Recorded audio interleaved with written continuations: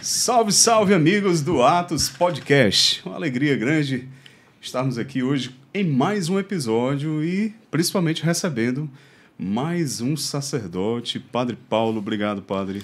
Para nós é uma imensa alegria, seu Neto, seu Pedro, estar com os senhores aqui. A gente ouve falar muito do programa aqui.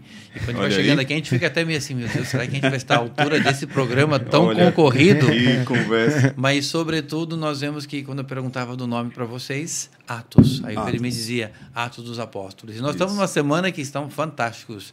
A primeira leitura das missas, textos, né? os textos são fantásticos. Graças a Deus. Mas é uma imensa alegria, seu Neto, estar aqui com vocês, viu?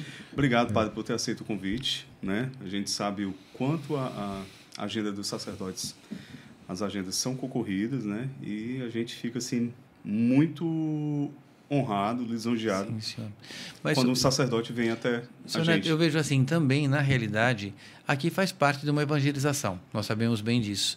Então, eu diria assim, isso faz parte da agenda de um sacerdote também. É verdade. É necessário esses momentos. Nós temos, como os senhores sabem, temos missas, temos confissões, temos os sacramentos, e isso aqui faz parte. Exatamente. Também, sem dúvida. Padre Paulo, nós estamos aqui no nosso estúdio, está dentro aqui de uma estrutura chamada Imobiliária Mota da Costa. Né?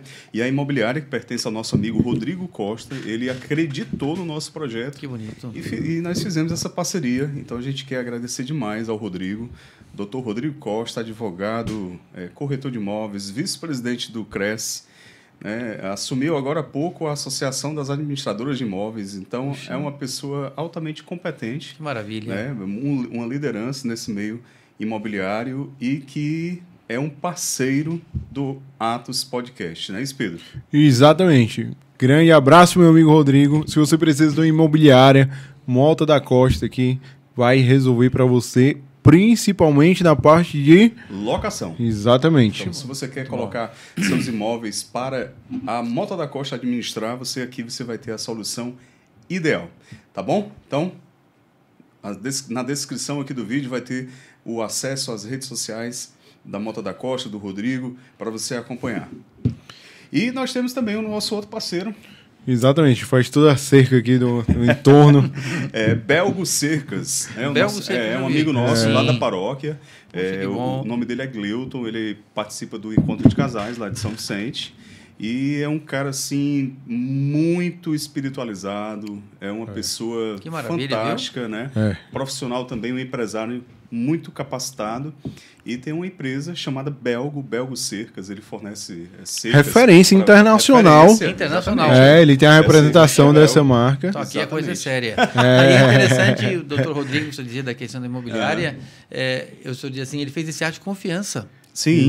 Ou seja, vamos investir porque, além de nós podermos fazer as locações que os senhores estão dizendo aqui, vamos ceder esse espaço para que seja feita essa evangelização. Exatamente. Sem dúvida nenhuma, doutor Rodrigo, parabéns, porque é certo que do alto do céu, Nosso Senhor, Nossa Senhora, não pode deixar eu olhar com bons olhos para isso e, ao mesmo tempo, abençoar todo esse empreendimento. Exatamente. Do doutor Rodrigo, e também do Belgo Cercas. E hoje, especialmente, dedicado a Nossa Senhora de Fátima, esse episódio aqui foi consagrado a Nossa Senhora de Fátima.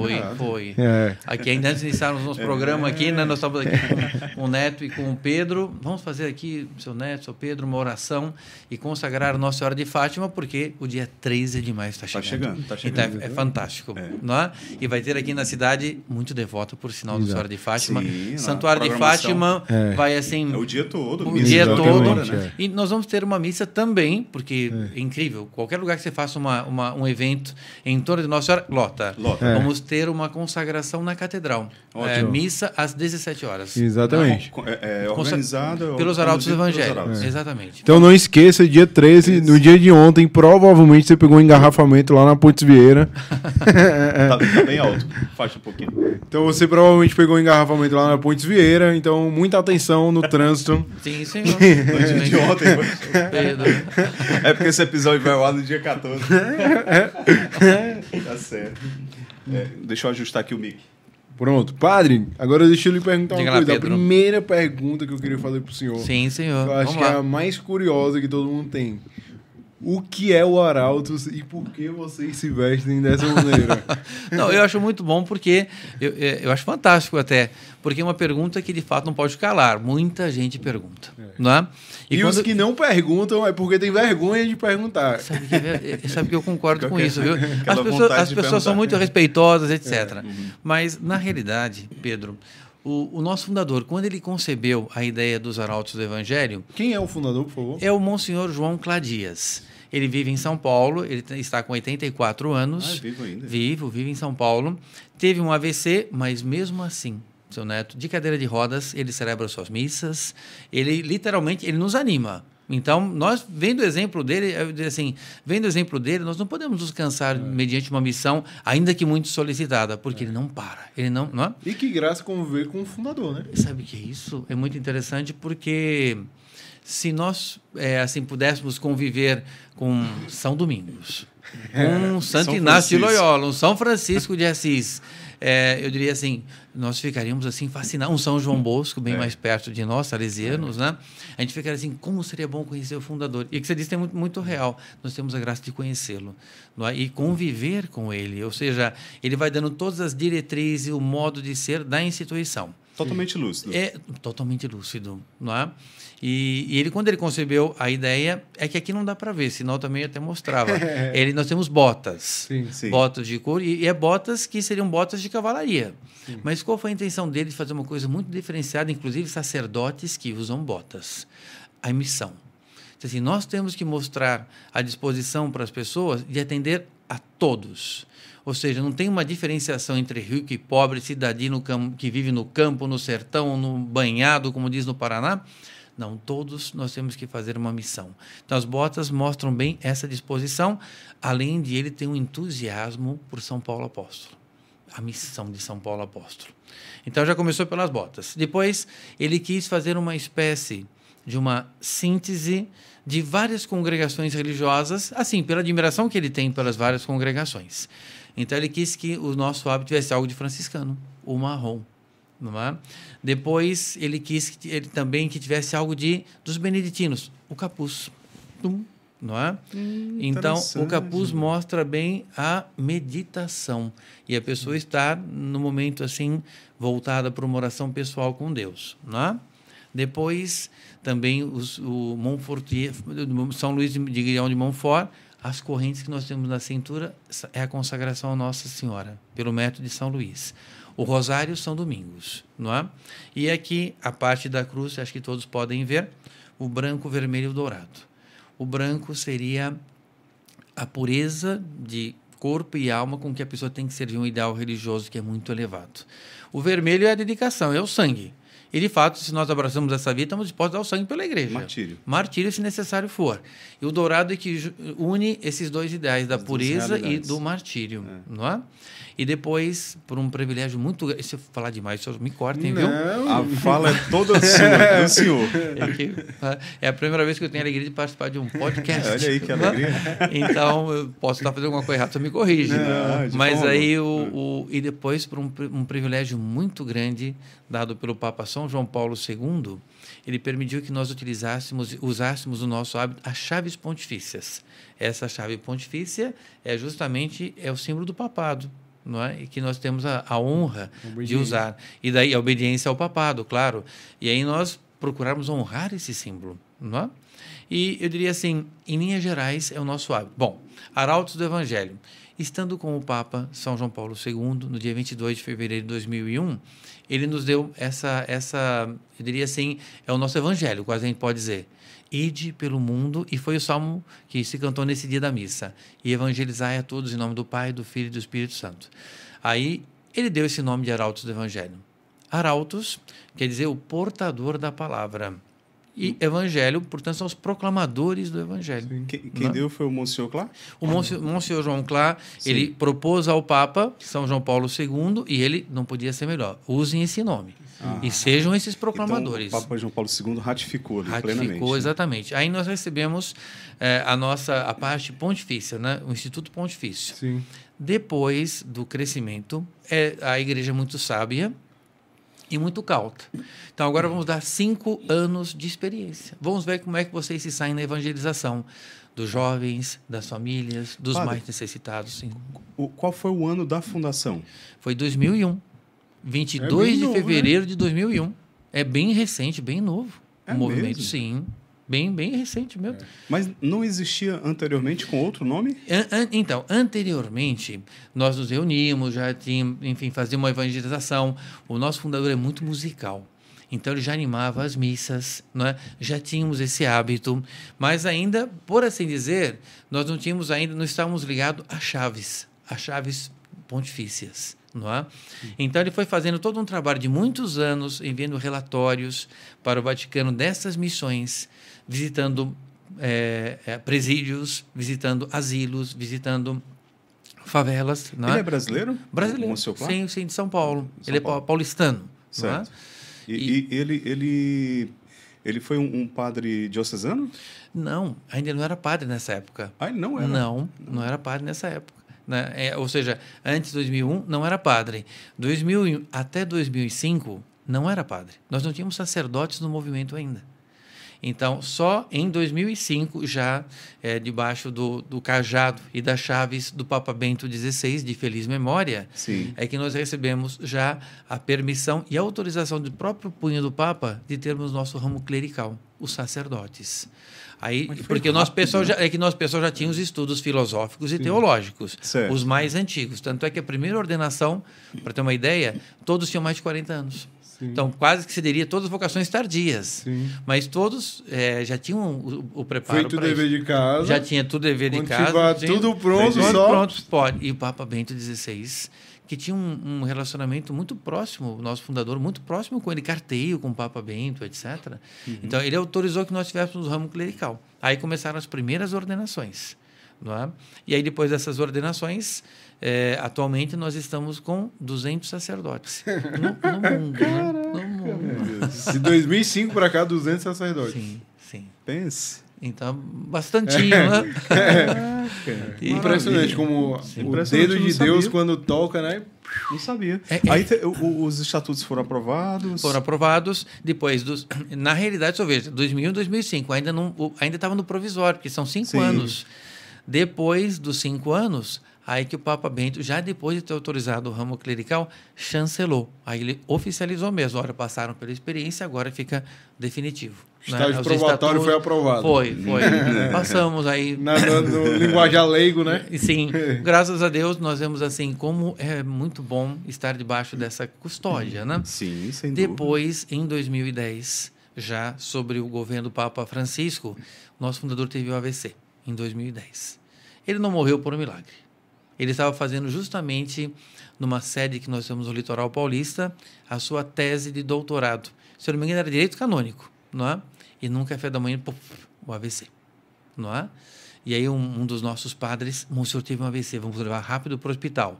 Mas os hospitais mais próximos não atendiam. Então, ele teve que ir de Ubatuba, Litoral Paulista, para São Paulo. Isso demorou 4 horas. Então, isso fez com que dificultasse muito depois da recuperação, quando subtiraram o coágulo, né? Então, de 2010, aí, o nosso fundador não pôde mais estar com a mesma, digamos assim, vigor que ele tinha, não é? Então, por isso ficou ainda com não... algumas sequelas. Ficou, né? sim. Todo lado direito paralisado. Tá. Isso de cadeira de rodas, etc. Ele levanta, ele faz um esforço... Não desanimou ele, apenas... Nem limitou. a gente, porque ele anima. Do jeito que ele está, ele anima. É impressionante isso. Eu confesso que eu não conhecia essa história tão a fundo do Arauto. Não, também não. E não sabia que era tão recente. Na minha cabeça era uma coisa bem mais antiga. É surpreendente para mim. E, padre, só uma pergunta. Aliás, só para compor, mas vocês vão lá... temos o ramo feminino também, porque nós temos como... Né, agora vamos passar.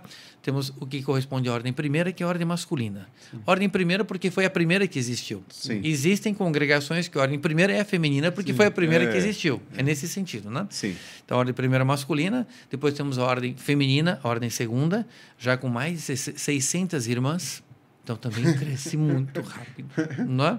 E temos a nossa ordem terciária, que justamente são as famílias que vivem na sociedade, vivem no mundo sem ser do mundo, né? Como diz, e prestam também o seu apostolado dentro, cada um no seu campo. Entendi. Como um Leandro, profissional, né? Como o Leandro que está ali. Leandro que está aqui né? nos bastidores aqui. Exatamente, ele está aqui. Mas aí no terciário tem família, tem celibatário, tem... As famílias, em princípio, não. Todas as famílias são pessoas casadas. Né? Mas tem pessoas também que guardam o celibato. Mas não é uma regra, porque normalmente quem faz parte dos terciários é uma opção, mas se casam normalmente. Né? Padre, eu vi uma vez a relação de vocês com a restauração da beleza, né? Sim, Pedro. Salvo engano, eu ouvi isso e era dos arautos. Sim. Não, minha cabeça me diz isso, mas eu não lembro de onde foi que eu vi. Sim, não, mas tá certo, isso mesmo. Porque uma hora dessa, nós podemos depois mostrar um pouquinho as nossas igrejas em São Paulo. Porque o nosso fundador ele tem um ideal do belo muito grande. Ou seja, quando nós uma igreja, vamos fazer um templo sagrado, não é para nós, é para Deus. Mas, ao mesmo tempo, nós temos que fazer com que as pessoas que estão ali se sintam elevadas. Então, de fato, as nossas igrejas têm uns diferenciais interessantes. Por exemplo, os bancos são almofadados. Né? Mas ele pensa no quê? Que a pessoa se sinta confortável numa igreja. Igual o São Vicente, né? Exatamente. Padre Neto, né? Isso. E então se sinta confortável, porque como que o corpo não pode atrapalhar a contemplação e a elevação. Depois ele quer que o estilo que nós utilizamos geralmente nas nossas igrejas é o estilo gótico. Sim. Mas ele pensou assim, o gótico tradicional é o cinza. É a pedra. É, como a catedral. Exatamente, que é muito bonita. Mas ele disse assim, mas nós temos que fazer algo que quebre um pouquinho esse lado mais cinza. Aí ele põe o gótico... fúnebre, assim, exato, então ele fez o gótico policromado. Então, é tudo colorido. Não é? Então, a pessoa quando entra numa das nossas igrejas, Nossa Senhora do Rosário em São Paulo, tem também Nossa Senhora de Fátima em Cotia, são bonitas. A pessoa quase que sai justificada de lá. E, às vezes, justificar em que sentido, né? É claro que o estado de graça é na confissão sacramental, né? Mas ela recebe tanta graça ali que... Sabe o que acontece muitas vezes? E tem muitos testemunhos disso. Onde é que tem um padre para me confessar? A pessoa já quer entrar no estado de graça para ter uma consonância mais profunda com aquilo. Imediatamente leva ao sagrado, né? É impressionante isso. Né? E tanto a questão do belo é interessante, né? Que se você for na Capela Sistina, qual é o que mais acontece na Capela Sistina? O silêncio. É isso. Que é o espanto da beleza. Exatamente. Ela é tão impactada que ela não consegue falar nada, ela só olha. Sim. E muitas pessoas recebem o dom, aquele dom que é um dom do Espírito Santo, o dom das lágrimas. Quando a pessoa entra, tchum, o dom das lágrimas. Começa a cair. Porque ali tocou o fundo do coração e fez vibrar, porque muita gente que vai na Capela Sistina vai como turista. Vai com uma máquina fotográfica e depois, quando entrou, é impactado. Aí para o silêncio e começa a contemplar. Então, as nossas igrejas têm essa característica, São Neto, São Pedro, que são bem bonitas mesmo. São bem bonitas, bem bonitas. Padre, aí hoje os Arautos é um instituto de vida religiosa e de leigos, como é que se denomina? Então, atualmente, como é que está a nossa configuração canônica jurídica? Né? Nós temos a parte dos leigos consagrados, sim, que não são sacerdotes, que seria a maioria dos Arautos do Evangelho, não é? Que são, hoje não trouxemos mais irmãos aqui, senão eles podiam até estar aqui, mas que são consagrados, muitos já têm filosofia, têm teologia e, teoricamente, estão preparados para o sacerdócio também. Então, os Arautos do Evangelho, Instituto de Direito Pontifício. Tá. Não é? Depois nós temos nosso ramo clerical, que aí formou uma instituição própria, que é a Virgo Flos Carmeli, Virgem Flor do Carmelo, dado também a devoção que o nosso superior, nosso fundador, tem aos carmelitas. Daí o escapulário. Esse é um ponto que eu esqueci de explicar. Outro elemento, que é o escapulário, em alusão, e se diria assim, não é que nós queremos ser a síntese das ordens, não, é admiração pelas ordens. Porque são tão admiráveis essas ordens e toda uma harmonia tão bonita que existe, não existe igreja, comparação, né? Não, é soma de valores, soma de carismas. Né?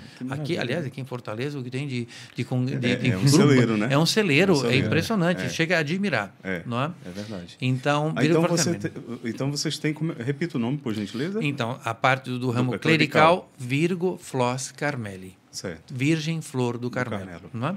E depois temos o ramo feminino, que seria as religiosas, consagradas.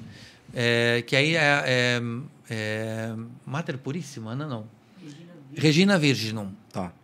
Rainha das Virgens. Então, são também umas 600, 700, como eu disse para o senhor. Então, outro grupo.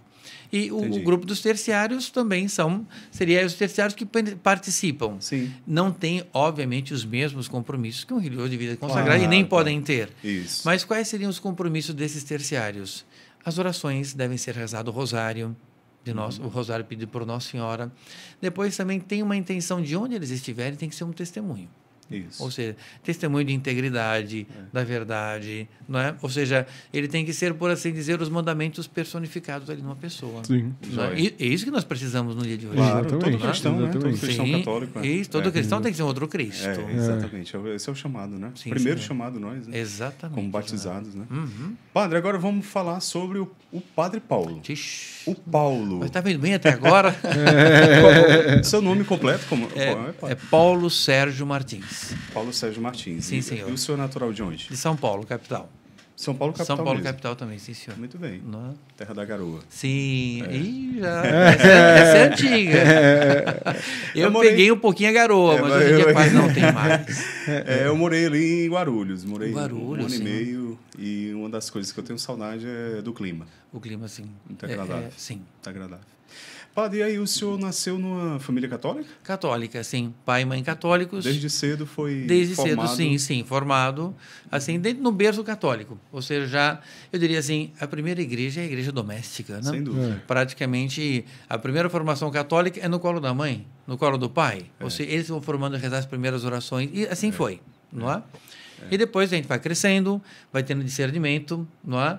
E depois surgem as ocasiões que a providência vai criando. Exato. De ter o contato com o movimento, e às vezes da maneira muito acidental, às vezes, e a gente vai conhecendo, vai se encantando, vai aderindo, não é? No começo, aqui um podcast muito... Sabe que os Arautos têm um programa chamado Arautos Sem Segredo, né? Arautos Sem Segredo. Legal. Aberto ali. É bem interessante. Bem interessante o nome aí. Sim. E no começo, os pais... O pai nem tanto. A mãe não era muito favorável, não, a ter uma dedicação total para a vida religiosa. Eu vejo enquanto uma mãe que tem aquele... não digo apego, né? Ao filho, que era quase uma defesa. Não que ela não gostasse, mas ela sentia que como que estava perdendo alguma coisa, né? E é o filho. Então, claro que o apreço que um pai e uma mãe têm pelos filhos é muito forte. E então tem uma primeira resistência. E eu acho que é até interessante, seu Neto, seu Pedro, que tenha, porque, vamos dizer assim, se a pessoa consegue, inclusive, no meio dessa batalha, resistir com respeito, mas perseverar. E atender o chamado, né? Confirma ainda mais. É isso. Legitima, porque, né? Exatamente, é isso que eu ia dizer. Porque se é tudo muito fácil, parece que chega uma hora que a pessoa, não é bem o que eu queria. Será que era isso mesmo? Exatamente. Exatamente. Mas quando a pessoa já passa por essa dificuldade, a mais forte que possa haver, que é a afetividade familiar. Cortar e consegue vencer. Não, mas eu vejo que é exatamente cortar o cordão. Mas é um chamado de Deus. Verdade, então eu tenho que atender. Nunca seria deixar os pais, mas eu vou ter que me dedicar a isso. Verdade. O senhor teve alguma resistência por parte dos pais? Sim. A mãe foi muito resistente. Bastante. Família numerosa? Teve... 4 irmãos. Somos 4 irmãos. Dois casais, né? Os outros não foram tanto por esse lado, não. Mas são católicos. Sim. Mas na juventude o senhor chegou a ter assim digamos, entre aspas, normal... relacionamento afetivo, convivência com jovens. Eu entrei com 15 anos. Com 15 anos? 15 anos para o movimento. Né? E isso foi em 1981. O mundo era muito diferente. Muito. Não é? Eu confesso que hoje, nós vendo alguns jovenzinhos com 9, 10 anos, pelo avanço da tecnologia, das coisas do mundo, etc., fico pensando assim, quando eu tinha 15 anos não era assim. Não era assim? Diferente. Porque, de fato, não tinha internet, não tinha celular, não tinha nada dessas coisas que hoje em dia, diga-se de passagem, é um meio eficaz de apostolado e de formação profissional, um monte de coisa. Seria um nonsense eu dizer, não, isso aqui tem que jogar tudo no lixo. É por conta da internet que a gente está aqui. Quando bem utilizado. Exatamente. Para a evangelização que a gente está fazendo agora aqui, né? Tal qual. Então seria um nonsense dizer que isso aqui não pode ser utilizado. Pelo contrário, tem que ser bem utilizado. Exatamente. Graças a Deus. E os católicos precisam ocupar esses espaços. Exatamente. Agora, quando não há uma vigilância... Quando não há uma vigilância, a brecha é muito grande para dar uma escorregada, não é? Então, mas isso aqui, né? Então, no nosso tempo, eu diria para o senhor assim, ainda nós não tínhamos colocado o problema com 15 anos. Vou ser muito franco com os senhores, não é? Já trabalhava, porque em São Paulo se trabalha cedo, não é? Com 13 anos já trabalhava, 14 anos tinha carteira registrada, não é? Quando eu chegava do trabalho, no sábado, trabalho de meio período, bom, então agora chegamos do trabalho, né? Empinar pipa, jogar, eu não sei como é que... Bulica, bolinha de gude, tem um nome próprio. O Pedro não sabe o que é isso, não, essas brincadeiras. Você nem sabe, só tudo da era digital. Já. É um jovem senhor. Ele rodar peão, essas coisas. Então, ainda nós não tínhamos colocado problema nessa parte, assim, de afetiva, buscar uma namorada, uma mocinha, Eram mais ingênuos, né? Sim, eram ingênuos, nós éramos mais ingênuos e assim, até muito preservados até. Verdade. Não é? Verdade. Era amizade com as vizinhanças, tinha meninas, tinha os meninos, eram muitos amigos assim, não é? Mas a vocação chegou primeiro. Chegou cedo. Aí começamos a frequentar. Mas já era de olho no sacerdócio? Não. Era de uma vida consagrada. Certo. Isso já tinha muito claro. Já pulsava dentro do senhor ali. Pulsava, não é? Mas ainda, eu confesso que eu teria que ter mais modelos sacerdotais para, nesse momento, querer ser sacerdote. Não é? Ainda, pelo menos, aquele que a gente conhecia, digamos, que eram sacerdotes, mas ainda não atraía. Sim. Não chamava atenção a ponto, eu quero ser quando crescer. Ainda não era isso, não. Agora, como é importante o bom modelo de um sacerdote no chamado à vocação? A referência ali. Você olhar e falar, puxa, ali há algo diferente que eu desejo. Seu Pedro, eu acho que isso é indispensável. É indispensável. Porque, quer queira ou não queira, o jovem, ele seguia por modelos. E hoje em dia nós vemos assim, quais são os modelos que nós temos? Nem sempre são os melhores modelos, não é? Mas o jovem se deixa levar, porque é um modelo que é apresentado pelas mídias, sei lá o quê. O jovem está em busca de formar sua Exatamente. identidade, né? Então ele está de olho ali de um referencial para ele. Ou seja, né? ele se projeta. Exatamente. Nas pessoas que ele vai vendo. Então, quando se tem um sacerdote, como o senhor está dizendo, virtuoso, um sacerdote assim, íntegro, né? Como todo sacerdote deve ser, piedoso, aqui sim. Né? Mas eu vou ser muito franco, isso só despertou mesmo quando o nosso fundador foi sacerdote, que foi em 2005. Sim. Então, entre 81, mais religioso, querendo uma vida consagrada, etc. Mas a questão do sacerdote não tinha dado aquele estalo. 24 anos depois. 24 anos depois, não é? Mas aí, aos 15 anos, o senhor conheceu o movimento, que ainda não se chamava Arautos, Exatamente. Né? Chamava como? Então, na época, o movimento que nós começamos a frequentar era Tradição, Família e Propriedade. Certo. Que depois, mais tarde, aí teve todo um périplo que aconteceu, uma pequena divisão, aí surgiu os Arautos do Evangelho. Não é? Entendi. Então, mas era de vida assim, literalmente de ter uma vida consagrada mesmo assim. Mas já estudávamos 15 anos. Sim. Mas foi morar com eles? Um pouco mais tarde. Acho que quando tinha 18, já na maioridade, né? Mas então, aí sim, mas estudando. Ou seja, e ainda o primeiro ofício que eu comecei a enveredar, imagina, não tinha nada a ver com parte religiosa. Era tecnólogo de processamento de dados. Então, era uma época. Naquela época. Máquina de datilografar, era? Isso, a SDFG ali, né? Então, agora, deixa eu perguntar assim, algo mais subjetivo. O senhor se recorda assim, o que é que lhe fazia buscar a Deus nessa idade? Para chegar ao ponto de o senhor com 15 anos... digamos que ele é o auge da adolescência para a juventude, né? E abrir mão de toda aquela realidade que é própria do adolescente, do jovem, e buscar Deus. O senhor acha que foi determinante o seio familiar no qual o senhor foi criado e formado? Isso foi um impulso muito forte. Muito forte, colabora mas não muito, total, né? Eu diria que não total ainda. Mas aí o senhor sempre sentiu dentro de si aquela sede de Deus. Sim. é curioso, é interessante você perguntar isso, porque nós observamos as coisas do mundo. As realidades. Né? As realidades. Isso. Então, era o nosso dia a dia, etc, etc. E, curiosamente, pelo menos no meu modo subjetivo de ver as coisas, não é? Então, vamos supor que a gente admirasse um cantor, admirava um artista, etc, etc, não é? Mas, no meu modo de ver, quando se sabia que aquele artista, aquele cantor, ele se utilizava de meios ilícitos para realizar aquilo, eu lembro que era uma decepção tão grande, né? Por exemplo, saber que, de repente, um deles usava droga. E quantos para nós tivemos, para nós, no meu caso, mas era quebrado de tal forma que, se gostasse da música daquele cantor, nunca mais ouvia. Porque não é legítimo isso. Sim. Não é autêntico o que ele faz. Ele precisa de um subterfúgio que não é de acordo com a boa ordem de um funcionamento de uma pessoa. Uhum. Não é? Então, aquilo me decepcionava muito. Então, essas decepções, eu falei, puxa, mas onde é que nós vamos encontrar algo que seja íntegro, que seja autêntico mesmo? Não é?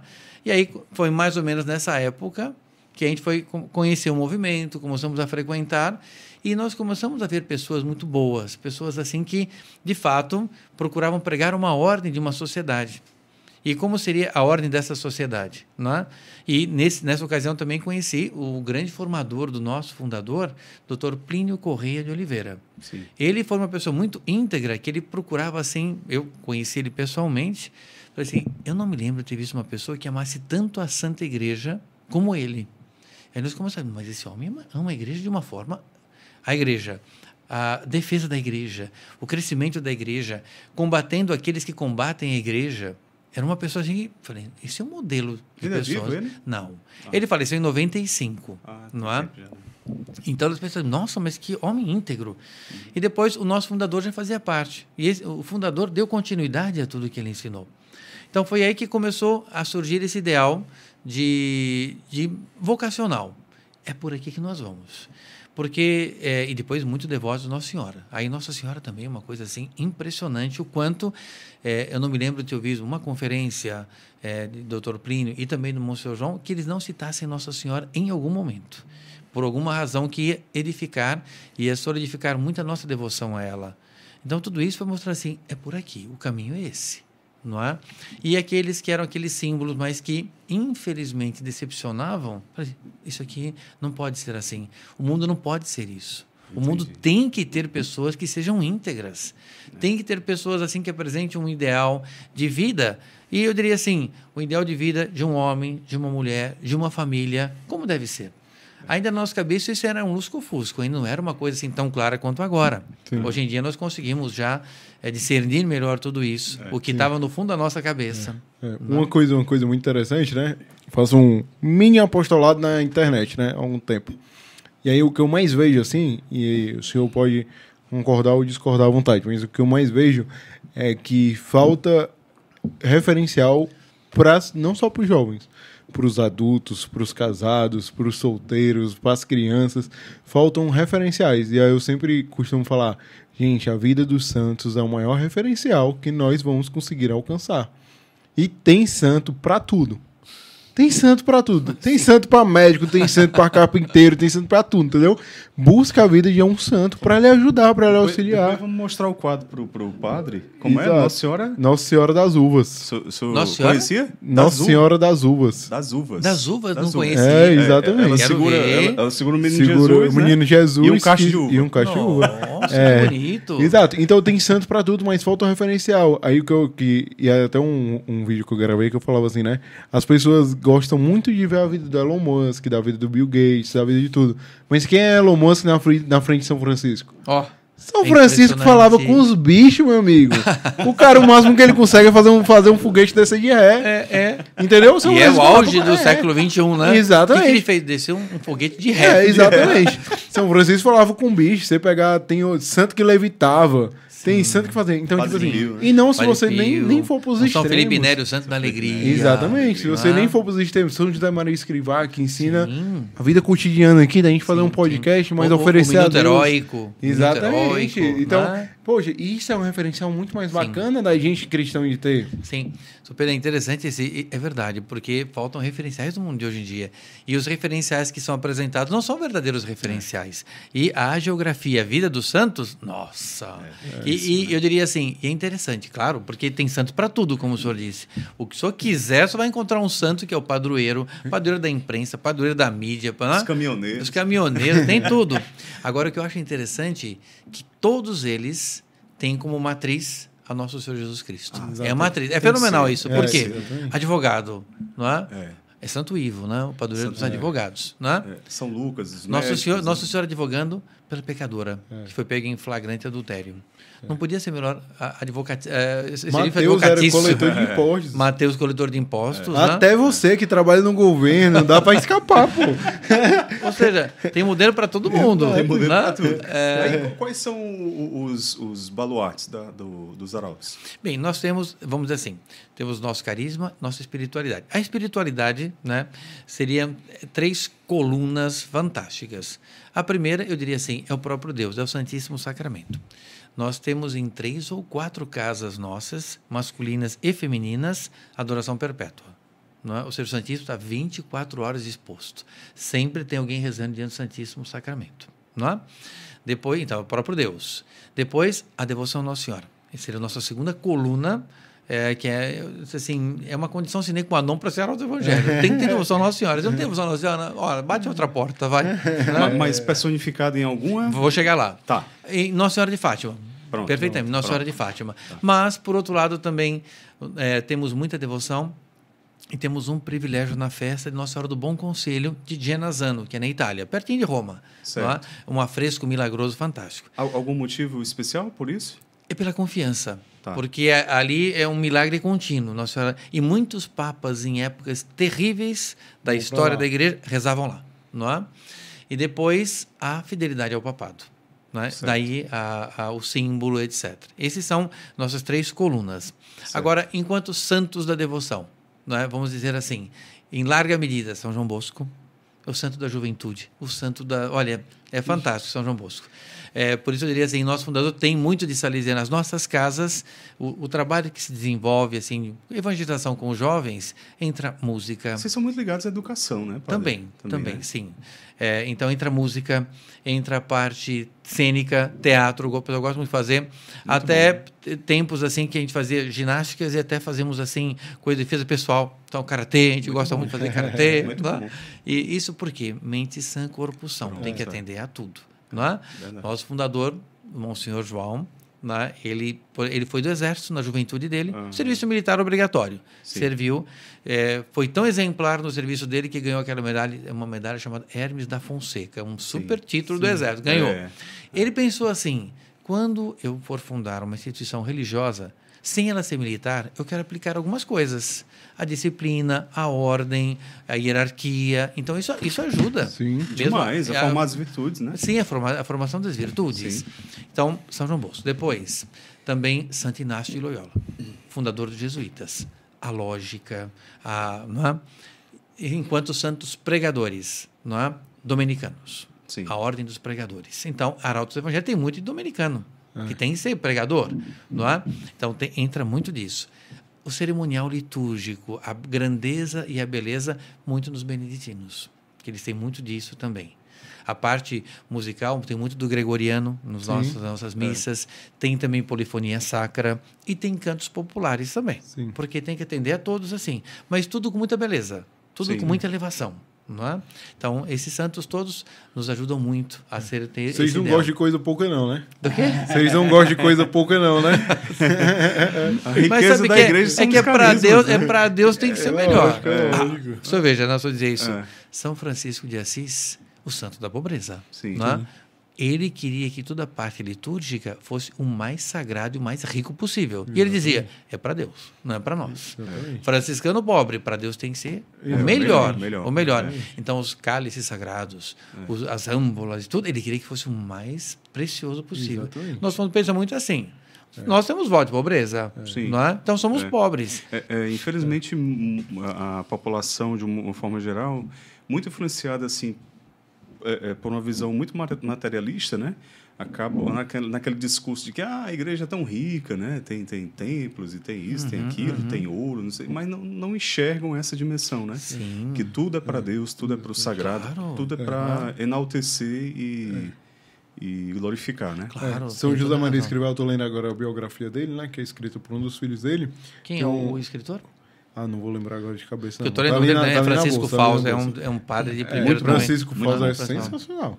Então, o São José Maria escreveu na biografia dele, ele fala justamente isso, que ele tinha um voto de pobreza, mas tudo ele queria do bom e do melhor na hora da liturgia. Sim. Mas ele fala uma coisa que, ensinando aos filhos dele, justamente isso. Que ele fala, a pobreza é para mim, as vestes e a liturgia é para Deus. Sim, sim. Então... Isso não tem uma coisa, não tem nada a ver com a outra. Elas se complementam, elas se somam, na verdade. E eu acho que ajuda muito, por exemplo, uma pessoa quando vai numa missa, vai participar de um grande milagre. A missa é um grande milagre.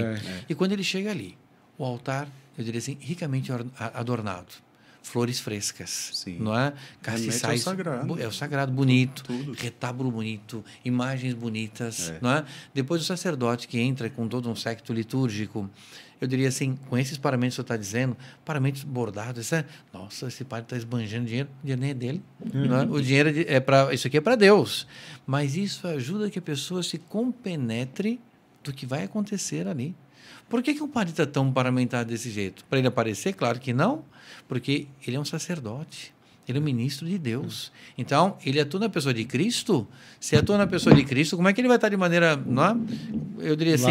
Largada, exatamente. Não é? Então, isso ajuda muito que a pessoa se compenetre. É uma evangelização só pela beleza, como eu disse. Sim, exatamente. E é muito bom, e é engraçado, né? Boa parte da igreja se desconectou muito com isso, né? E a gente vê, infelizmente, igrejas padecendo mesmo por essa desconexão. Sim. A arquitetura importa, o ambiente importa, os adornos importam, a forma que o padre se posta dentro da igreja importa a forma que os irmãos que estão co-celebrando ali importa também, a liturgia importa, a música importa. É muito importante a gente ter a visão de que nossa igreja, enquanto mãe, ela não faz nada pelo acaso.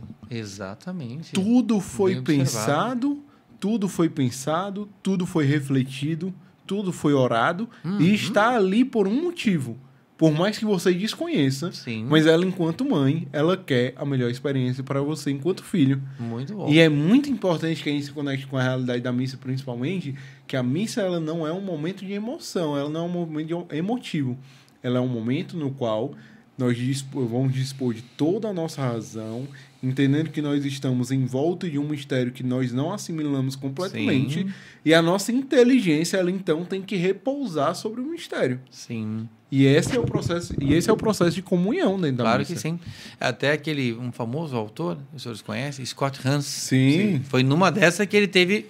O banquete do Cordeiro. O banquete do Cordeiro. Ele começou por uma graça que ele recebeu de Deus, pela beleza daquela liturgia. Ele era protestante. Que ele começou a relacionar tudo com as Escrituras. Praticamente do livro do Gênesis até Apocalipse. Essa parte da missa se explica ali, no livro do Gênesis. E foi feita por uma graça de Deus. Sim. Então, foi tudo isso, essa beleza. E só que dentro de tudo isso, que é a parte mais elevada, você pegou toda a parte sublime. Mas o nosso fundador também, o que ele exige que microfones sejam... E o som seja audível. As pessoas têm que... A mensagem tem que chegar.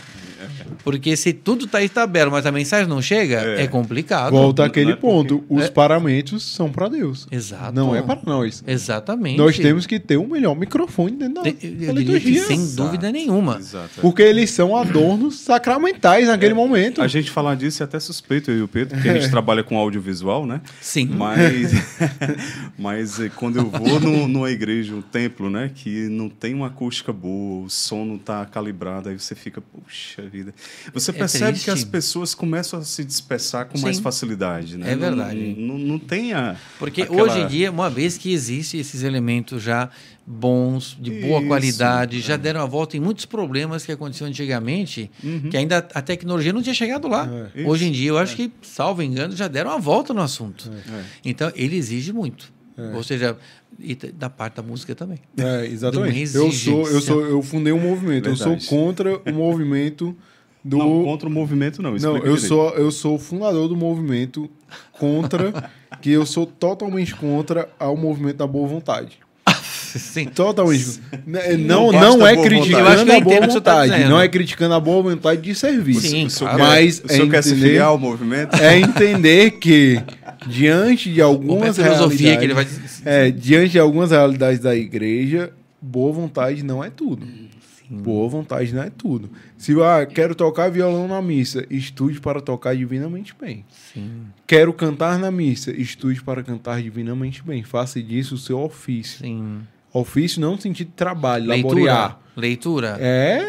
Tem que ser um bom locutor. Né? Tem que impostar a voz. Leitura. Treinar para isso. Não, então vou fazer parte do exato. Porque a gente tem muitas igrejas que tem Acho que eu vou deixar de cantar na missa porque eu canto, mas eu não sou profissional. Desculpa, Pedro. Tem muita gente de boa vontade, mas boa vontade não é tudo, muitas vezes. Verdade. Diante do mistério. Sim, claro. Mas eu tenho tanta boa vontade, cara. Não, eu sou contra total. Não, mas nós vemos o seguinte, claro que a boa vontade é um passo importante, mas agora como é que nós vamos atingir a plenitude da boa vontade? Aí tem que ter o estudo, tem que ter a prática, tem que ter o treino. E aí cabe a quem? Ao mestre, ao padre. Claro. Pegar, chamar, falar, meu filho, acho lindo, maravilhoso. Vou lhe ajudar nesse processo. Sim.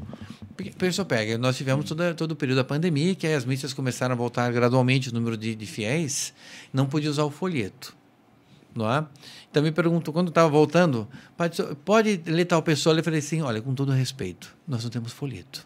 Então as pessoas não vão poder acompanhar com o folheto. A leitura tem que ser claríssima. A leitura tem que ser expressiva. A dicção da pessoa tem que ser clara. Então, me coloque pessoas que têm essas qualidades. Senão, o que vai acontecer? Um padre vai se basear numa leitura que a pessoa não entendeu. Então, já fica manquê. Não é? Então, as leituras têm que ser exímias, mas com expressão. Não é? Pontuação. Sim. Não é? E, obviamente, isso tem que ser tudo na missa. Microfones bons, músicas boas, mas...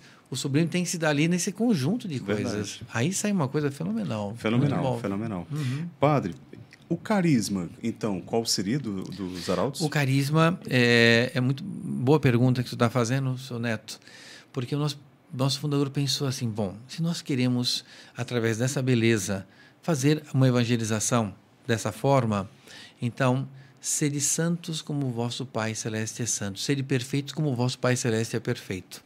Então, sobretudo na parte da liturgia, na parte da missa, não é? Que é a nossa vida, é essencial dos católicos, é a Santa Missa. Claro, depois das formações, reuniões, catequese, sacramento, tudo lugar. É a Santa Missa, né? E diz assim, essa tem que ser a parte mais sublime, buscar a perfeição daquilo que uma pode chegar, não é? Então, sede perfeito como o vosso Pai Celeste é perfeito. E o que o nosso fundador pensava, Monsenhor João? Se Nosso Senhor nos convida... Sede perfeito, como vosso Pai Celeste é perfeito, ele vai convidar alguém para uma coisa que é inatingível? Não. Então, nós devemos buscar a perfeição. Sede santos como vosso Pai é santo. Então, ele nos convida, não é? A perfeição e a santidade, que são dois ideais que nos dias de hoje parece que não está meio vago, está meio longe. Relativizado. Parece que o século XXI, santidade, isso é coisa do passado, santos, isso é bonito, né? Não, nós somos chamados à perfeição e à santidade. E quem caminha na perfeição vai chegar à santidade. E aí sim, como o senhor disse, os modelos, os santos. Agora, tá bem, é bonito que você vai pegar uma geografia, vai fazer um estudo da vida de um santo. Já existem alguns filmes muito bons sobre a vida dos santos. O que eu mais gosto é São Pio de Peltrechino, eu acho um dos mais bem feitos, sabe? É bem produzido. Que o artista parece, bem produzido, etc. Eu diria assim, por que esses grandes produtores não promovem filmes desses? Porque eles iam ter trabalho nos efeitos especiais por causa dos milagres. Vamos ver se sai bem fazendo um negócio não sei o quê, disso, aquilo outro, tudo fantasia. Faz os efeitos especiais que não são especiais, foram milagres. Quero ver como é que vocês vão fazer.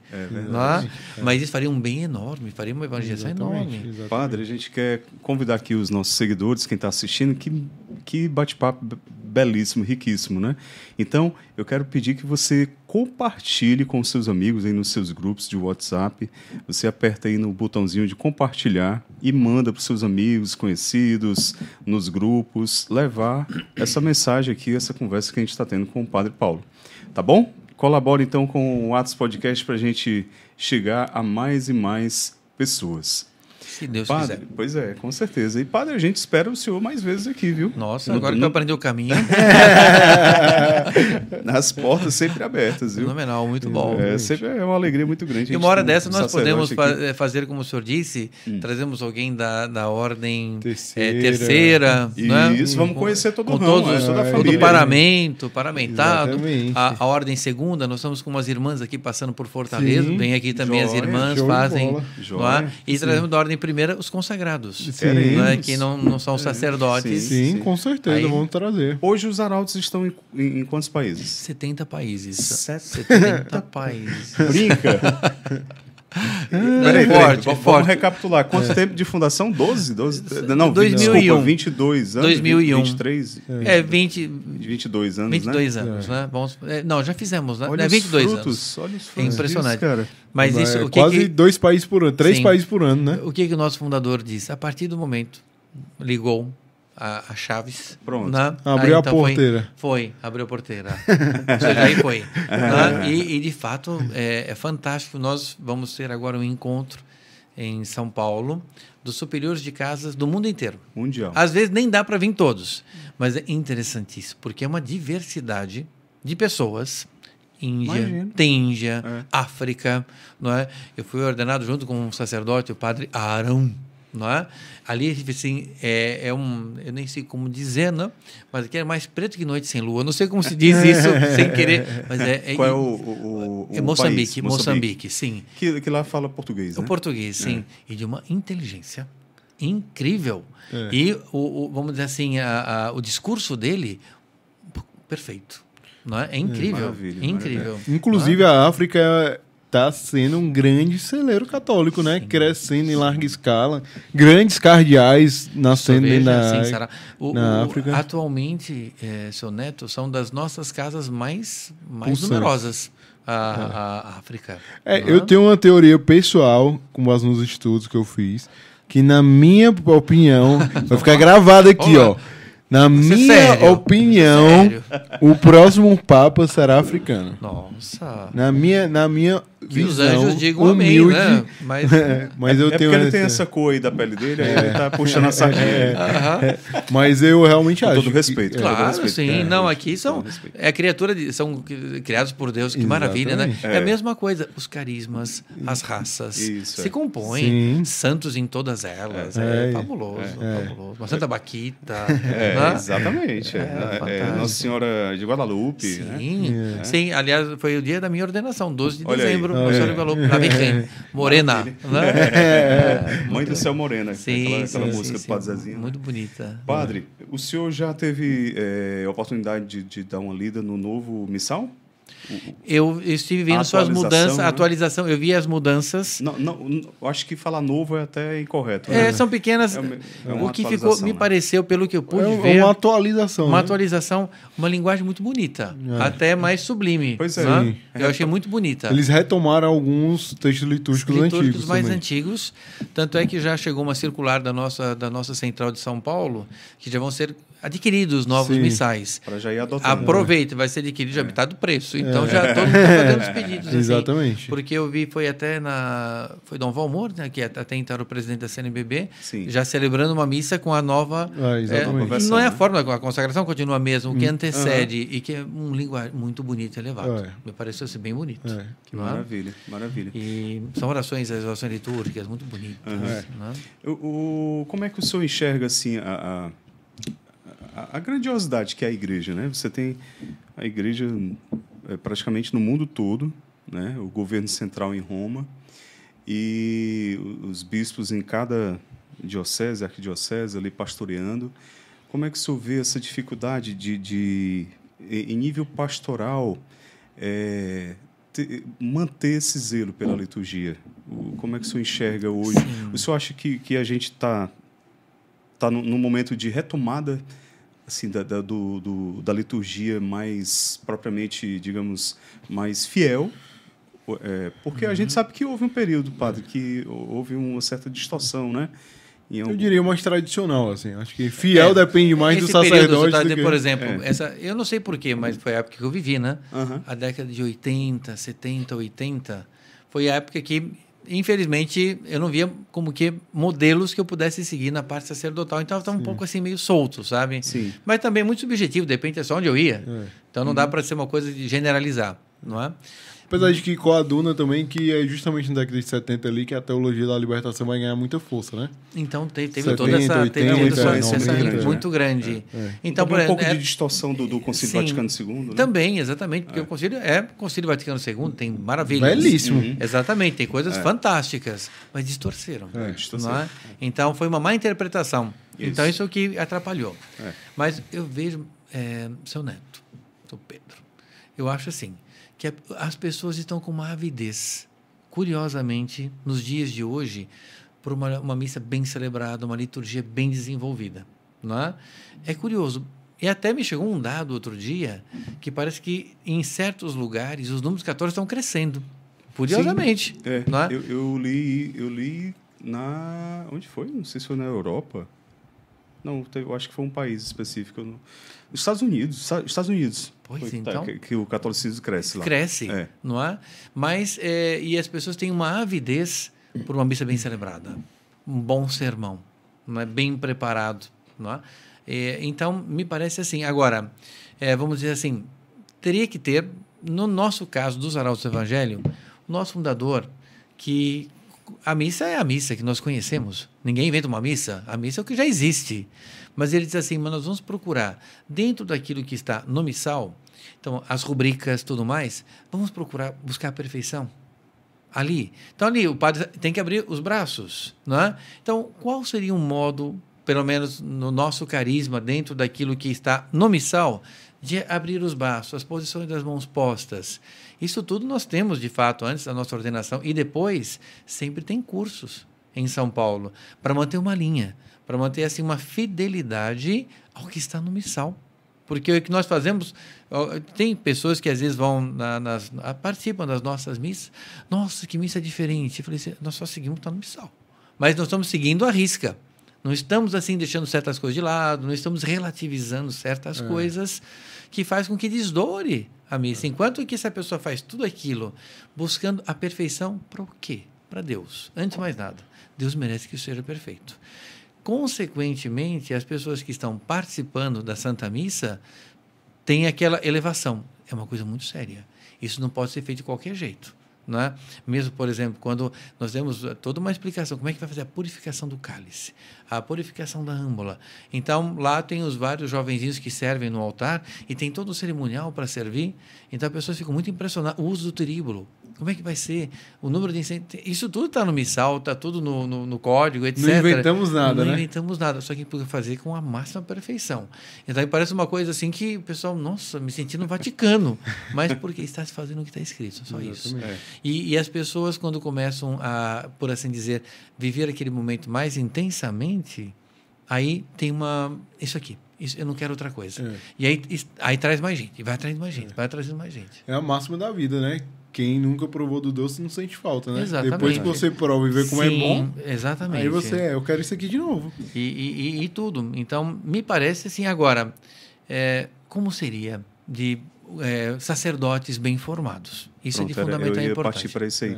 Se o senhor acha que aí está na formação dos seminários, sim. Né? O senhor sabe que quando o nosso fundador esteve mais de uma vez com o Papa Bento XVI, não é? Conversaram algumas coisas. Então, foi sempre uma preocupação do Papa Bento XVI de fazer, assim, uma boa seleção no seminário. Não é? Mas é uma discriminação se eu não pego todo mundo? Não. Vai fazer uma seleção de futebol. Vai pegar quem? Vai pegar os melhores. Vai pegar os melhores. Para fazer uma seleção que vai representar um país numa Copa do Mundo, por exemplo, músicos. Eu posso chegar... Eu não sei direito de violão, mas eu vou chegar... Não basta boa vontade. Não basta boa vontade. Tem que fazer uma seleção de músicos. Vão compor uma orquestra sinfônica. Desculpe, é uma coisa altamente selecionada. E os demais não vão ficar de fora. Terão que se preparar mais. Exatamente. Para que alcance o devido posto. Isso. Eu acho que... Então, obviamente, o sacerdócio é um chamado de Deus. Não é? Ou seja, vem de Deus o chamado. Então, se eu vou servir a Deus, é uma coisa tão elevada... A Deus tem que voltar ao chamado. Então, eu tenho que renunciar a uma série de coisas. Eu vou ter graça para poder, assim, fazer essas renúncias e perseverar nas renúncias que eu fizer. Somos celibatários. Então, eu não posso viver em cima de um muro, no que diz respeito a uma parte, cedo um pouquinho para cá, cedo um pouquinho para lá. Não, a graça que Deus dá, quando Ele deu aquela missão, é uma graça muito eficaz. Ou seja, porque Deus ele não é o Deus das obras inacabadas. Ele já deu uma graça para que a pessoa comece, ele não vai deixar de dar todas as graças para chegar até o ápice daquela função. A pessoa que pode, infelizmente, por fraqueza, miséria, debilidade, desviar-se. Mas, normalmente, a pessoa tem a graça para aquilo. Dizer que a pessoa assim, eu não aguentei, eu não consegui. Faltou fé. Porque diz assim, isso não é real, a pessoa justificar dessa forma. Tem que fugir de ocasião próxima, tem que ter os cuidados necessários, tem que ter tudo o necessário para eu perseverar naquela missão que eu recebi. Não é? Então, e por isso que tem que ter, o Papa Bento XVI dizia, e até conversando com o nosso fundador, seleção nos seminários. Ou seja, aqueles que efetivamente nós damos que têm vocação, ótimo, vamos para frente. Os que às vezes entraram, vou ver se eu gosto, vou ver se é isso mesmo, vamos com calma. Não é? Vamos ainda fazer uma prévia, vamos fazer ainda uma pré-seleção para depois aqueles que entrarem... Um vocacional, não é? Aí o que acontece? Aí serão bons sacerdotes. Obviamente, não estamos questionando os que são ou não são, não é isso. Sim. Mas eu diria assim, mas esse ponto é de fundamental importância. Mas também tem um ponto que é, como hoje há uma crise vocacional dentro da igreja, tem poucos sacerdotes se formando, poucos religiosos e tudo, eu acho que muitas vezes se perde a mão aí de querer resolver o problema de uma forma muito rápida, de uma forma muito veloz, amputando a formação, que já acontece em alguns casos, de sair de 10 anos para 7 anos, 6 anos, e aí você vai amputando a formação, você entrega um sacerdote mal formado, vai ter um pastoreio mal feito, e infelizmente a gente sabe onde é que isso vai dar, né? O famoso, a vaca vai pro brejo, né? Sim. Então, essa é a expressão mais forte, né? É basicamente isso. E agora eu queria perguntar um negócio pro senhor. Na parte da formação sacerdotal, especialmente, assim, na minha visão, eu posso estar totalmente equivocado. Até porque eu sou leigo, não é minha função também ficar olhando tudo isso. Mas, na minha visão, falta muito na formação sacerdotal formar a virilidade dos sacerdotes. Homens fortes, homens não íntegros, assim, mas fortes de vigor físico, de fato. Sim, claro. Varões. Viril. Sejam modelos de homens mesmo. E eu olho hoje e eu fico um pouco preocupado, assim, que parece que é muito solto, muito frouxo. Você não vê ali sacerdotes sendo formados e tudo com essa virilidade, né? Aquela força que o homem precisa para pregar o evangelho. Claro, isso que o senhor está dizendo foi uma das preocupações do Papa Bento XVI. Não é? Ou seja, são varões, são sacerdotes. Então, eles têm que ser formados como tal. Não é porque ele é alemão, não é porque ele até pilotou lá na Segunda Guerra Mundial, como é que é? O Stuck. Não foi por causa disso. Ele foi obrigado a fazer aquilo. Ou seja, ele tem esse pensamento e ele queria que fosse assim. Então, ele pediu essa seleção nos seminários. Ou seja, são varões, são homens. Então, vamos procurar que eles sigam essa linha, com todos os cuidados necessários. Enfim, e aí saem coisas maravilhosas, saem os padres de primeira ordem. Não é? Eu diria, até com esses aspectos, eu lembro do nosso fundador, como ele foi militar, ele é muito arrojado. Não é? Então, além de militar, é mergulhador. Não é?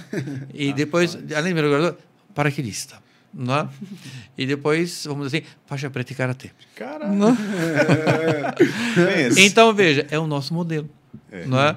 Então, vamos dizer assim, eu numa esfera muito inferior, mas estamos aqui, soltei de paraquedas e sou faixa preta também. Olha aí. Mas eu acho que isso é interessante. Isso diminui o sacerdote? Eu acho que não. Ou seja, isso faz com que, claro, eu já não tenho mais o tempo de dar atenção para isso como era antes do sacerdócio. Não é? Mas depois do sacerdócio, é a nossa missão. Mas isso tudo ajudou na formação. Disciplina. Trata bem o Padre Paulo sempre.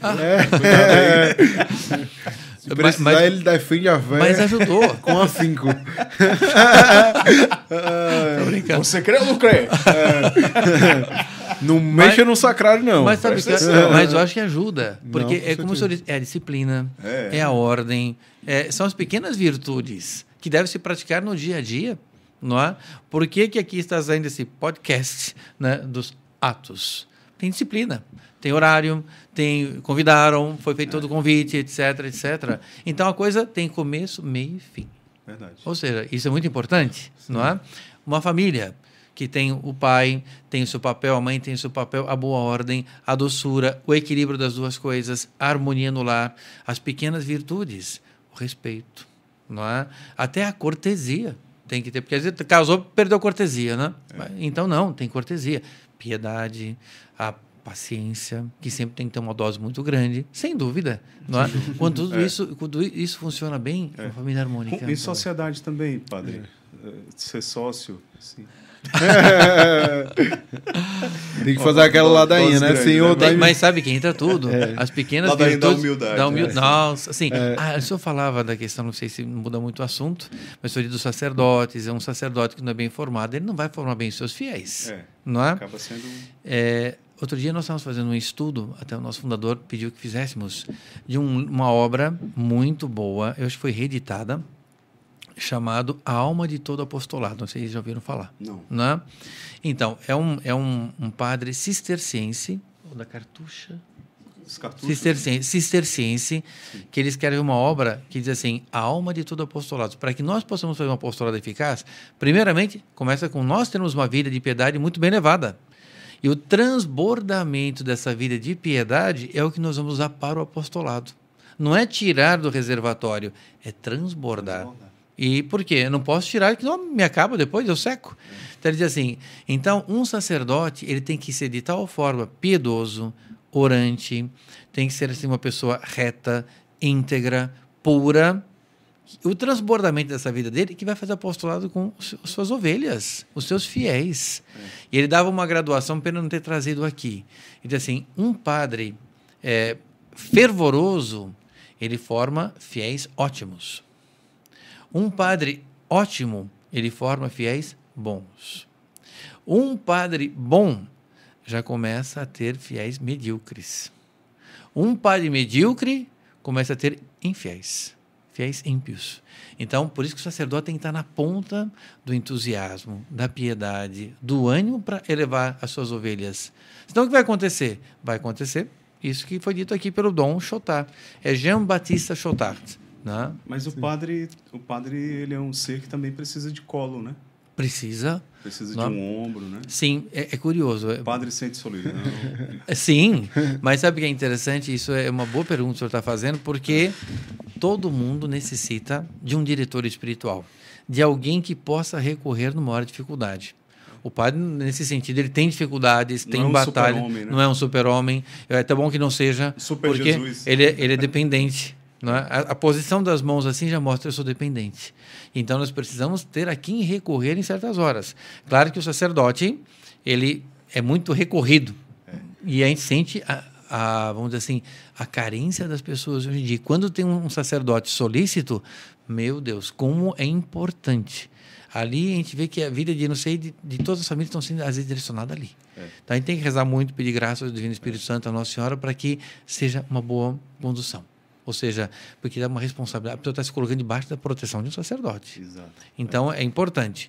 Mas, de vez em quando, essa reunião que nós vamos ter agora, nós vamos ter um encontro com o que nós chamamos internamente do nosso provincial.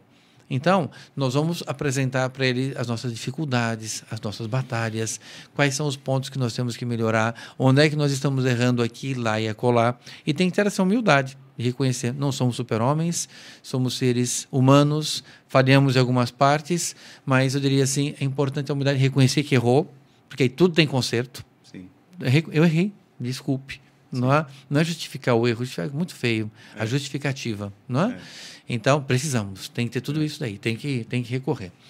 O nosso fundador, eu digo para o senhor já fazer uma pergunta, o nosso fundador é uma mãe, só que atualmente ele já não está com a mesma disponibilidade de tempo e de situação física que ele possa nos atender a todo instante.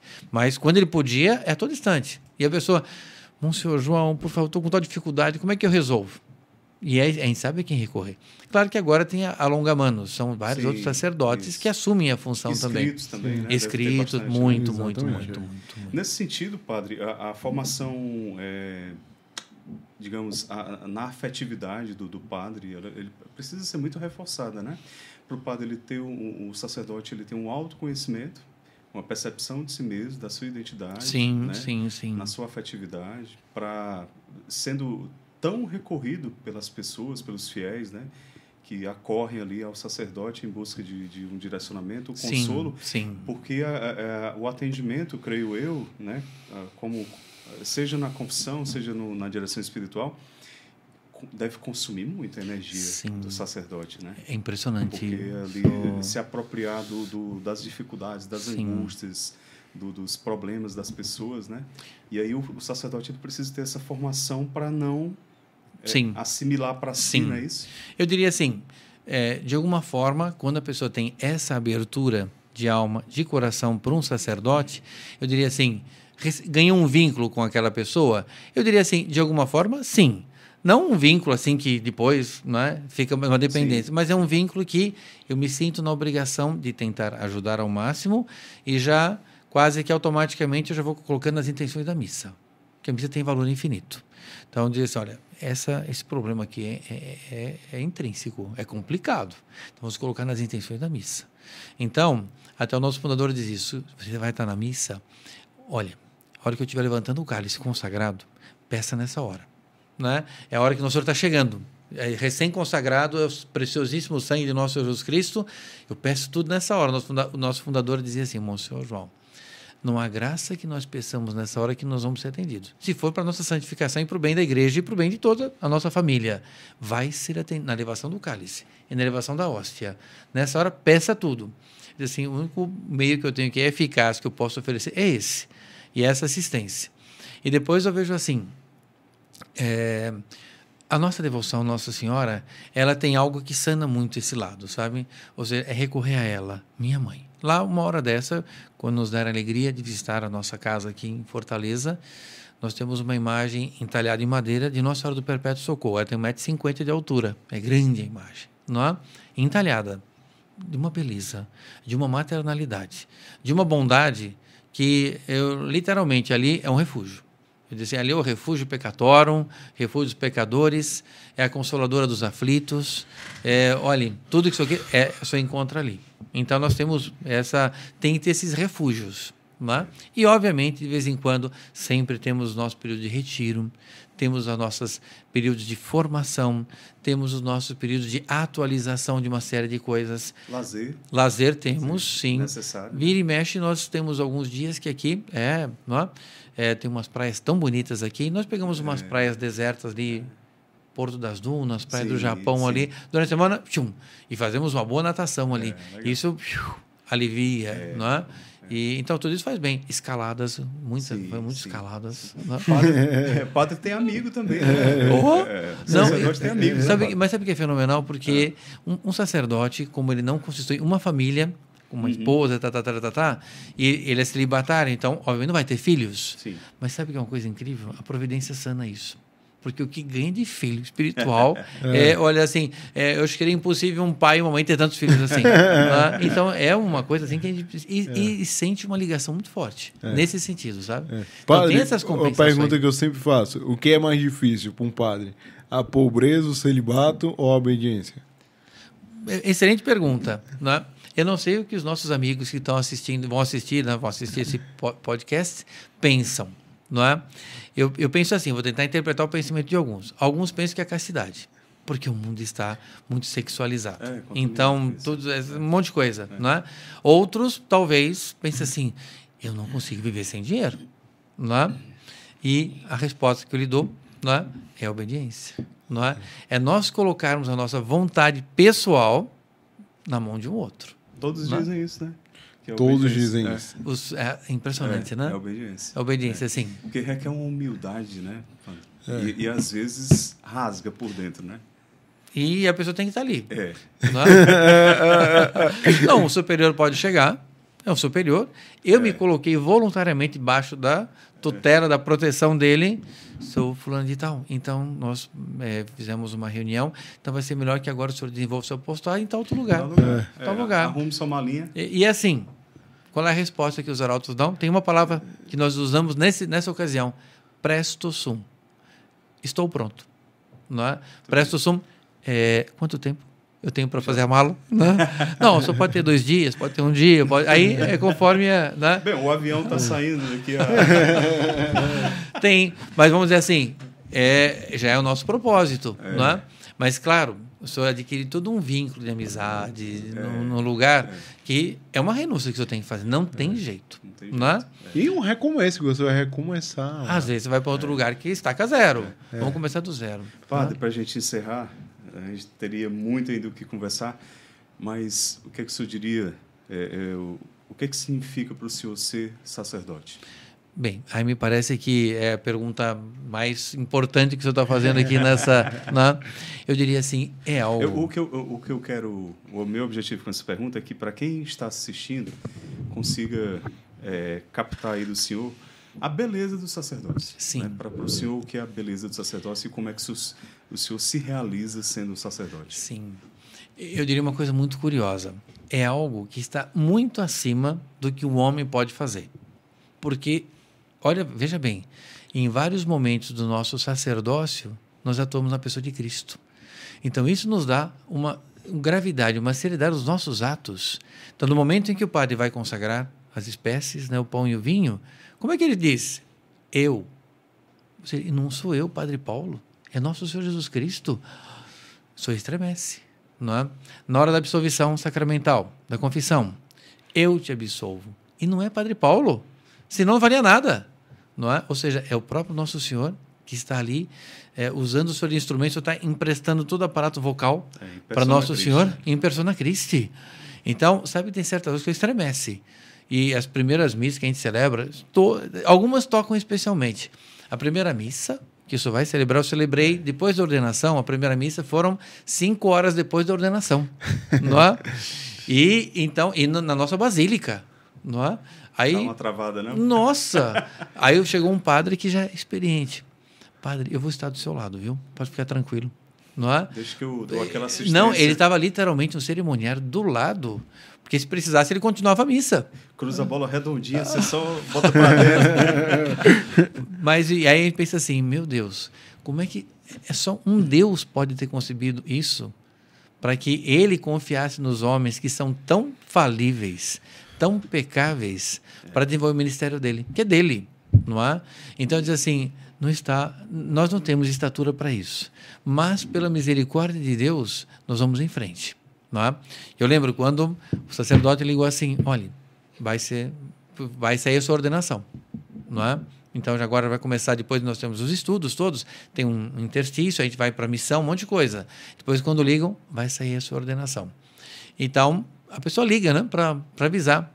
E aí, assim, a voz embarga, e eu querendo responder não conseguia, né? Eu não saía. Mas porque é tão emocionante o momento que a pessoa recebe esse chamado que vai ter a ordenação sacerdotal, não é?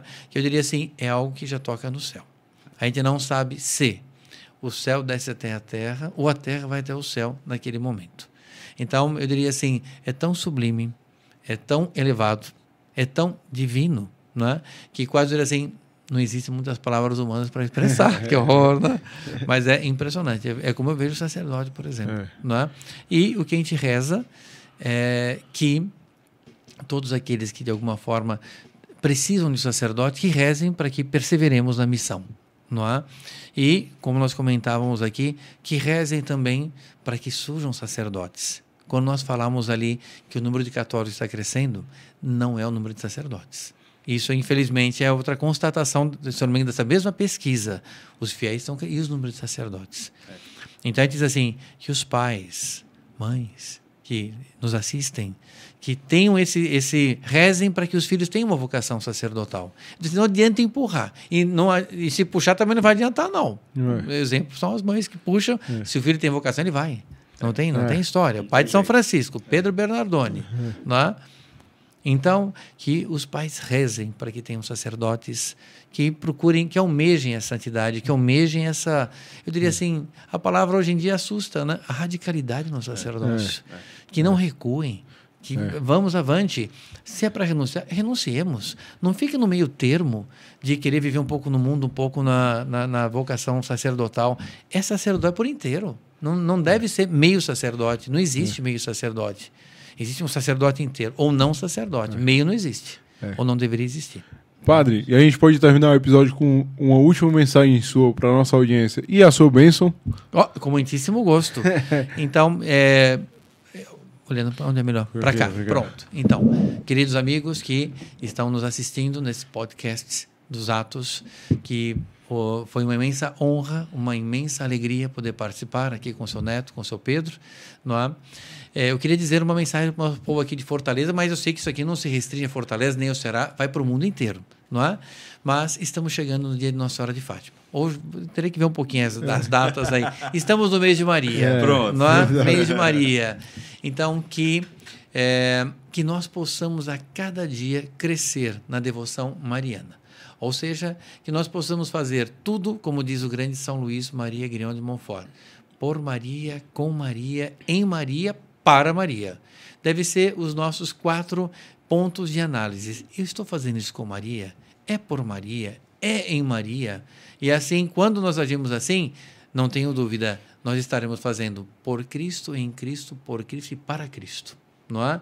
E assim, certo é que nesse nosso movimento de se entregar a Nossa Senhora dessa forma, sem dúvida nenhuma, haverá uma intervenção divina, haverá uma intervenção mariana na face da terra. E aquela oração que nós rezamos há séculos. Senhor, enviai vosso Espírito e a face da terra será renovada. Isso vai acontecer. Porque é uma oração que nós rezamos e ela não vai se concretizar? Vai se concretizar. Precisamos ter essa fé. Eu tenho a certeza que todos aqueles que estão assistindo esse podcast, Atos, se Deus quiser, vão rezar nessa intenção.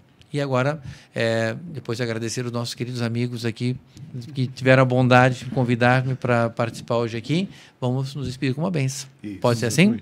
Só um segundinho antes da bênção, se inscreve no canal, curte, deixa teu comentário e compartilha esse episódio aqui que ficou maravilhoso com o nosso grande Padre Paulo. Quem quiser conhecer melhor os arautos, como é que pode? Então, nós temos, a nossa casa fica no bairro de Luciano Cavalcante, Rua Coronel Aloísio Borba, 1035. Nós temos nosso endereço eletrônico, Arautos Fortaleza, pelo Instagram. Fortaleza. É fácil de chegar. No Instagram, Arautos Fortaleza. Vai estar na descrição aqui todas as informações. E também aproveito, pelo menos eu sei que nem todos são daqui, mas teremos, como já foi dito pelo Pedro, a missa aqui na Catedral de Fortaleza, no dia 13, às 17 horas. Teremos confissões, acho que a partir das 15 horas. Então, e são centenas de pessoas que vão fazer a sua consagração, outras tantas centenas vão fazer a renovação. Então, aonde estiverem, não deixe de participar de uma grande missa de Nossa Senhora de Fátima. Show, tá bem? Show. Vamos lá? Vamos lá. A nossa proteção está no nome do Senhor, que fez o céu e a terra. O Senhor esteja convosco. Ele está no meio de nós. Que a bênção de Deus, Todo-Poderoso, Pai, Filho e Espírito Santo, desça sobre vós e vossas famílias e permaneça para sempre. Amém. Amém. Obrigado, Padre. Muitíssimo foi uma maravilha ter o senhor aqui com a gente. Uma grande viu? graça. Fiquei Portas muito feliz. abertas sempre do Atos para o senhor vir mais e mais vezes. Tá certo? Vamos combinar e vamos trazer um batalhão de gente. Um exército. Tchau, gente. Obrigado. Valeu, pessoal. Obrigado. Até a próxima. Tchau. Se Deus quiser.